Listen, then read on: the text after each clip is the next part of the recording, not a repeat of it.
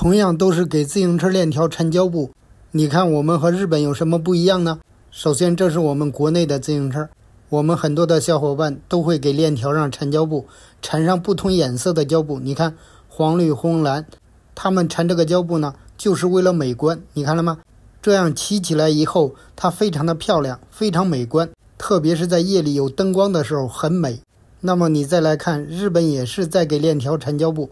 他们缠胶布的性质就不一样了，你看了吗？他缠胶布为了是不让链条生锈，为了是防止灰尘进入到链条里边，他们从来不是为了美观，而且它还有一个很重要的作用。你接着往下看，他把链条缠满胶布以后，他怎么做呢？而且他还会保护我们骑车的时候不伤到裤脚。最重要的一点是，他给链条加油，这个油呢就存到里边，一般呢它就不会洒出来，这样加一次油用1年都不用加油。